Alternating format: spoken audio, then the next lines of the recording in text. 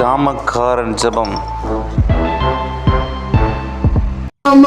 விநாயகம் வந்து தினகர் அங்குள் லைனா சாமுவேல் இப்ப வந்து சாமுவேல் சரிகரன் தினகர் அங்குள் சொன்னாரு, உன் குடும்பம் சந்தோஷமா இருக்கும், உன் துக்கம்லாம் போவோம், நீ நம்ம யார் குடும்பத்தையும் இது மாதிரி எங்களை மாதிரி நான் வாழறதும் சாவட்டும், ஏசப்பா உன்னால முடியும், நீங்களே என் குடும்பத்தை நிக்க வைக்கணும், நீங்க சாட்சியா நான் சொல்லணும், எங்க போனாலும் நான் சொல்லணும் ஆண்டவரே. உங்களுக்கு ஒரே ஒரு காரியத்தை சொல்ல விரும்புகிறேன். நீங்கள் இயேசு அழைக்கலாம் தமிழ் யூடியூப் சேனலுமாய் கர்த்தருடைய நாமம் மகிமைப்படுவதாக. ஆண்டவராகிய இயேசு கிறிஸ்து நாமத்தில் வாழ்த்துக்கள். இன்னைக்கு பாத்தீங்கன்னா நம்முடைய பால் தினகரன் அவர்கள் கடந்த 5ஆம் தேதி ஒரு கேக்கு வெட்டி கொண்டாடிக்கிறாங்க. அந்த கேக்கு பாத்தீங்கன்னா குறைஞ்சது நிறைய கேக்குகளை கொடுத்துருக்குறாங்க. ஆனா வேத வசனத்து பிரகாரம் என்னன்னு பாத்தீங்கன்னா இன்னைக்கு கேக்கு வெட்டி கொண்டாடுகிறது மற்றவர்களுக்கு முன்மாதிரியா இருக்கிறது ரொம்ப நல்லது.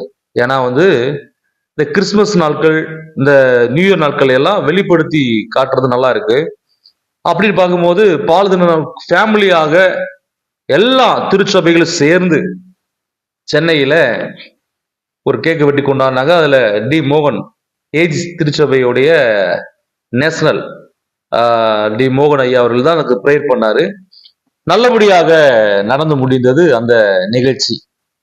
இந்த நிகழ்ச்சியிலே நடந்து முடிந்த காரியங்கள் எல்லாவற்றையும் நான் பார்க்கிற போது ஒரு மனிதன் வந்து கேட்கிறான், ஆண்டவரே நான் பரலோகராஜ்ய நித்திய வாழ்க்கை அடையிறதுக்கு நான் என்ன செய்வேன்னு சொல்லி கேட்கிறான். அதுக்கு ஆண்டு சொல்றாரு, உன்னுடைய ஆஸ்திகள் எல்லாவற்றையும் விற்று தரித்திரர்களுக்கும் ஏழைகளுக்கு கொடுத்துட்டு நீ என்னை பின்பற்று அப்படின்னு சொல்றாரு. அவன் என்ன பண்ணுகிறான் என்றால் மன உடைந்து அப்படி போயிட்டான். ஆனா வேத வசன பிரகாரம் இந்த உலகத்துல நம்ம போகிற போது நம்ம எதுவும் கொண்டு வந்ததில்லை, எதுவுமே கொண்டு போகிறதில்லை.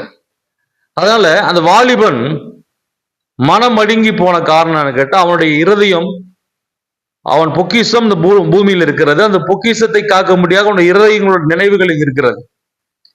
நீங்க தவறாக அதை நிறைய பேர் வந்து டீச் பண்றாங்க, பிரசவம் பண்றாங்க. எப்படின்னா அந்த வாலிபன் ஏன் மனம் உடைஞ்சு போனான் அப்படின்ட்டு நிறைய காரியங்களை பேசுறாங்க.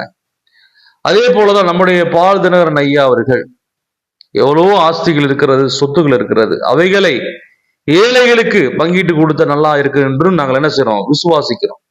ஏன்னா அப்பதானே பரலோக ராஜ்யத்துக்கு போக முடியும். ஏன்னா அவங்களுடைய கான்செப்ட் அப்படிதான் இருக்கிறது. ஆனா இன்னைக்கு நான் என்ன சொல்றேன் அப்படின்னா, ஆண்டவராகிய தேவனாய் கர்த்தர் ஒருவனை அழைக்கிற போது அவனை தேவனுடைய ராஜ்யத்துக்கும் ஆண்டவர் ஊழியத்திற்கும் அழைக்கிற போது உலகத்தை வெறுத்து தன்னுடைய சுயத்தை வெறுத்து பரலோகத்துக்குரியதான சிந்தனை உள்ளவனாக தான் ஆண்டவர் அவன் அழைக்கிறார். அதுல நிறைய பேர் பாத்தீங்கன்னா ஊழியத்துக்கு வருகிற போது இப்ப இருக்கிறாங்க, தன் குடும்பத்துக்கு ஒன்றும் வாங்கி கொடுக்க மாட்டாங்க. எல்லாமே ஏழைகளுக்காக, ஒரு டீ இல்லை, ஒரு உடம்பு சரியில்லை அப்படின்னும் போது எல்லாவற்றையும் என்ன செய்யணும், கொண்டு போய் அவளுக்கு கொடுத்து அவங்கள பார்ப்பாங்க. பார்க்கறது நல்லதான். ஏன்னா இயேசு கிறிஸ்து பூமியில வாழ்ந்த போது காணிக்கை அவர் வாங்கவில்லை, அவர் அந்த காசை சுமக்கல. அதை வாங்கி அதை சுமந்தவெல்லாம் யாருன்னு கேட்டா யூதாஸ் காரியோத். இது ஏன் சொல்ல வரேன் அப்படின்னா, இன்னைக்கு ஆண்டவராகிய இயேசு கிறிஸ்து சொல்கிறார், தன்னை தானே வெறுத்து தன் சிலுவையை எடுத்துக்கொண்டு என்னை பின்பற்றி வர கடவுள் சொல்லி அங்க வேதத்துல வாசிக்கிறதை நம்ம பார்க்கிறோம். அதே போலதான் இன்னைக்கு நம்முடைய பால் தினகரன் அவர்களா இருக்கட்டும், அல்லது யார்ந்த ஒரு ஊழியக்காரா இருக்கட்டும், இன்னைக்கு சுயத்தை வெறுத்து ஆண்டவருக்கு முன்பாக எல்லாவற்றையும் கொடுத்துட்டு பாருங்க, ஒரு சகை என்ற மனுஷன் ஆண்டவர் அழைத்த உடனே அவன் எல்லாவற்றையும் அறிக்கை செய்து, ஆண்டவரே நான் யார்ட்டாவது வாங்கினது உண்டானால் நான் நாளத்தனையா கொடுக்குறேன்னு சொல்லி அவன் ஒப்புரவானான். அந்த வீட்டுக்கு தான் இயேசு கிறிஸ்து வந்தார். அங்க எத்தனையோ ராஜாக்குள்ள வீடு இருந்திருக்கும், எத்தனையோ மாளிகை இருந்திருக்கும், எத்தனையோ பங்களா இருந்திருக்கும்.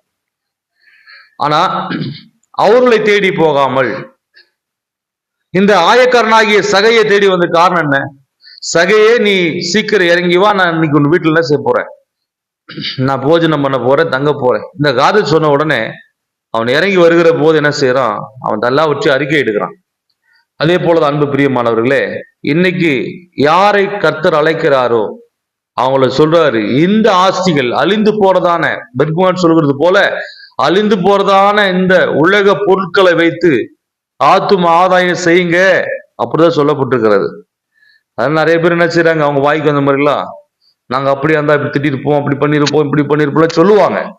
ஆனா அவர் சொல்றாரு, அவரு தான் நமக்கு ஆர்டர் போடணும். இயேசு கிறிஸ்தா நமக்கு ஆர்டர் போடணும், நம்ம அவருக்கு ஆர்டர் போடக்கூடாது. ஏன்னா அவர் மகிமுள்ள பிதா, அவரு என்னச்சுங்க யூத குலத்தின் ராஜா, அப்பெல்லாம் சொல்லி வேதத்துல வாசிக்கிறோம். அதனால அன்பு பிரியமானவர்களே, இன்னைக்கு ஆண்டவர் இயேசு கிறிஸ்துவானவர். அடுத்து சிறு பிள்ளை போல ஆகாவிட்டால், அது நாளைக்கு பார்க்கலாம். சிறு பிள்ளையை போல ஆகாவிட்டால் ஒருவன் பரலோக ராஜ்யத்தில் பிரவேசிக்க முடியாது. அது இருக்கு இல்லையா? அது நாளைக்கு தெளிவாக அந்த பதிவை நாங்கள் வெளியிடுகிறோம். இன்னைக்கு தனக்கு உண்டானவைகளை எடுத்து அதை விற்று ஏழைகளுக்கும் தரித்திரர்களுக்கும் கொடுங்கள் சொன்னது தவறு இல்லை. ஏன்னா அவ்வளவு மிகுந்த ஆஸ்தி உள்ளவனாயிருந்த அந்த வாலிபன் மனமுடைந்து, என்னடா அந்த ஆண்டவர்கிட்ட வந்தோடனே எல்லாத்தையும் வித்து கொடுக்க சொல்றாருன்னு சொல்லிட்டு மனமுடைந்து போனான். பரலோகம் போய் பண்றீங்க. ஏன் அது சொன்னாருன்னா, இன்னைக்கு அப்படிதான் மிகுந்த ஆஸ்தி உடையவர்களா இருக்கிறவர்கள் தேவனை சார்ந்து ஊழியம் செய்யாமல் அவரை வெறுத்து அவருக்கு விரோதமாய் விக்கிர ஆராதனைகளை செய்கிறது போல தன்னுடைய ஆஸ்திகளை, கோட்டைகளை, வீடு, பங்களா, மற்ற காரியங்களை சேர்த்து வைத்து அவைகளை ஆராதித்து கொண்டு அவைகளை பாதுகாத்து கொண்டெல்லாம் வாழ்ந்து கொண்டிருக்கிறாங்க. ஆண்டவர் சொல்றாரு, இவைகள் எல்லாவற்றையும் விட்டுட்டு உலகத்திலே இருக்கிற அனைத்தையும் விட்டுட்டு மேலான காரியங்களையும் மேலான ரட்சிப்பையும் தேடுகிற போதுதான் ஆண்டவர் பெரிய காரியங்களை செய்ய முடியும். இன்னைக்கு ஆண்டவர் சொன்ன ஒரே ஒரு வார்த்தை கேட்டா, இந்த உலகத்துக்குரியதான வாழ்க்கை இந்த உலகத்தோட முடிந்துடக்கூடாது. அந்த பரலோகத்துக்கு போகணும்னு சொன்னா இந்த உலகத்திலே நமக்கு என்றும் பொக்கிஷங்களை சேர்த்து வைக்காதீங்க. அப்போ ஒரு நெருப்பு இருக்குன்னா அதை கொண்டு போய் பேப்பரை போடுங்க, வெந்துடும். அதே போல மரக்கட்டைகளை வைக்கல் ஒன்று போடுங்க, வெந்துடும். ஏன்னா அதுக்கு நெருப்புக்கு தெரியாது. ஆனா அழியாத ஒன்று இந்த ஆத்துமா, அது பரலோகத்துக்கு போகும்படியாக தான் ஆண்டவர் இயேசு கிறிஸ்துவானவர் அவர் இறங்கி தன்னுடைய மனுக்குலத்தின் மேல இருந்ததான பாவங்கள் கரைகள் எல்லாம் தீர்க்கும்படியாக தன்னுடைய வாழ்க்கையில ஆண்டவர் இயேசு கிறிஸ்துவான் 33 வருஷத்துல அவர் தன் சிலுவையில் ஒப்பு கொடுத்தார். ஒப்பு கொடுத்து அந்த ரத்தத்தை இந்த பூமியிலே சிந்தினார். அந்த ரத்தத்தினாலதான் நம்ம இன்னைக்கு என்ன செய்யறோம், ரட்சிக்கப்பட்டு கொண்டிருக்கிறோம். நாமும் அவருடைய பிள்ளைகள் ஆகும்படிக்கு அவரை சார்ந்திருந்து அவருடைய நாமத்தை துதித்து அவர் நாமத்திற்கு மகிமுண்டாகும்படியாக எப்பொழுது ஜெபம் பண்ணுவோம். கூடுமான வரைக்கும் நாம் ஆண்டவருடைய நாமத்தை சொல்லி பிறருக்கு நன்மை செய்வோம். ஏன்னா நன்மை செய்கிறவன தான் கர்த்தர் தேடுகிறார்.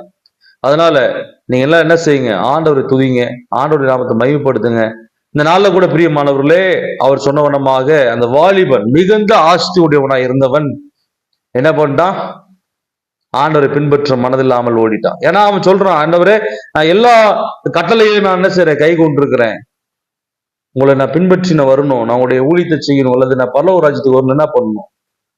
அது ஆண்டு சொன்ன ஒரே ஒரு வார்த்தை என்ன சொன்னாரு, உனக்கு உண்டானவையில் எல்லாவற்றை விற்று ஏழைகளுக்கும் தரித்திரருக்கு ரசிங்க கொடுத்துட்டு என்னை பின்பற்றி சொன்னது அவன் பெரிய ஒரு கேள்வியா போனது. அவன் மனமுடைந்து அவன் திரும்பி போய்விட்டான். ஏன்னா பரலோக ராஜ்யத்துக்கு நம்ம ஒரு ஊழியம் செய்கிறோம், ஆண்டோடைய நாமத்தை மேம்படுத்துறோம் அப்படின்னா ஆண்டவர் உங்களுக்கு என்னத்தை சொல்லுகிறாரோ அதை செய்யுங்கன்னு சொல்லி யோவான் 2ஆம் அதிகாரத்துல இயேசுவின் தாயாகிய மரியாள் அவன் சீசர் சொன்னது போல அவர் நமக்கு என்னத்தை சொல்லுகிறாரோ அதன் பிறகு நம்ம வாழ முடியும். நம்ம இஷ்டத்துக்கு என்ன செய்ய முடியாது, எந்த ஒரு காரியத்தை எடுத்து செய்ய முடியாது. ஆனா இருப்பினும் இந்த 2025 வருஷத்துல நம்முடைய பால்தரன் ஐயா அவர்கள், அடுத்து டி மோகன், அங்க சென்னையில் இருக்கிற அனைத்து ஊழியக்காரர்களும் சேர்ந்து இந்த கேக்க வெட்டி கொண்டாடின இந்த நாட்களில அவர்களும் மனம் மாற நம்ம எல்லோரும் என்ன செய்வோம், ஜெபம் பண்ணுவோம். அவர்களும் ஏழைகளுக்கு, அநேக கிராமத்துல வாழ்றதான ஜனங்களுக்கு, கிராமத்துல இருக்கிற திருச்சபைகளுக்கு அவர்களும் நிறைய உதவிகளை செய்யும்படியாக யாவரும் ஜெபம் பண்ணி கொள்ளுங்கள். இது உங்கள் அன்பு ஜாமக்காரன் ஜெபம். Praise the Lord. ஜெபித்தேன், ஜெபித்துக் கொண்டிருக்கிறேன், உங்களையும் ஜெபிக்க சொல்லுகிறேன்.